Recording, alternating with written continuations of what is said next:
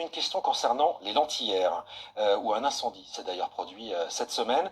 Qu'est-ce que vous dites à ceux qui vivent illégalement, je le rappelle, hein, sur place? Ils doivent quitter les lieux ou il y a un accord possible pour qu'ils restent?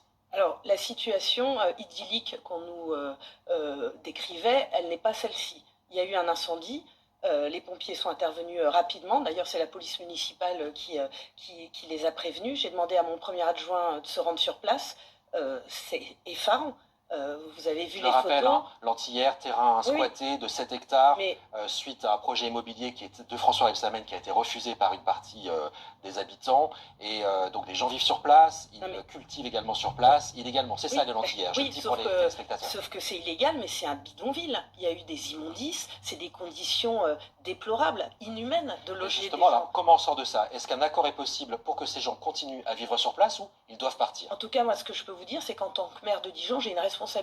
Et l'incendie qui s'est passé cette semaine aurait pu être dramatique. Il y aurait pu avoir des vies, enfin, il y aurait pu avoir des morts.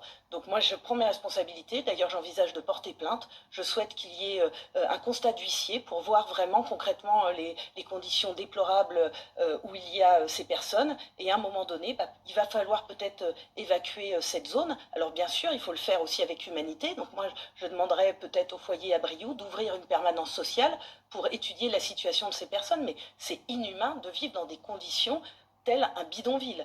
Maintenant, les terres maraîchères, on s'est déjà engagé, François Rebsamen a déjà parlé à ce sujet et je ferai la même chose. On laisse ces terres maraîchères, il n'y aura pas de construction sur les aires maraîchères.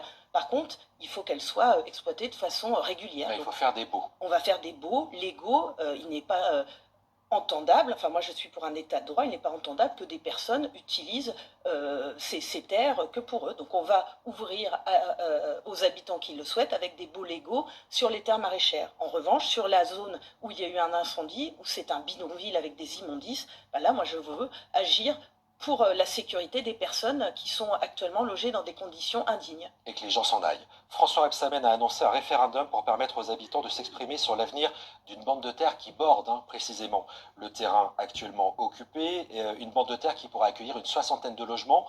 En deux mots, il devrait se tenir quand ce référendum? Alors, François Rebsamen, quand il était maire, l'a annoncé. Maintenant, c'est Nathalie Eh Knowles ben oui, qui est maire de mais vous Dijon. prenez la suite. Je prends la suite, mais aujourd'hui, la priorité, c'est la zone où il y a ce bidonville, où je souhaite vraiment eh bien, pouvoir avoir une inspection sanitaire rapide, de sécurité, pour pas que des gens puissent vivre dans ces conditions indignes. Et je peux vous dire aussi que pour les voisins, ils ont peur aussi quand ils voient ce qui s'est passé récemment. Donc il faut traiter en priorité cette zone, voir les baux, et puis ensuite on verra, parce qu'à un moment donné, il y a aussi besoin de logement. Et moi, vous savez, les gens, je préfère les loger dans des logements dignes, contrairement à ce qui se passe aujourd'hui sur ce site.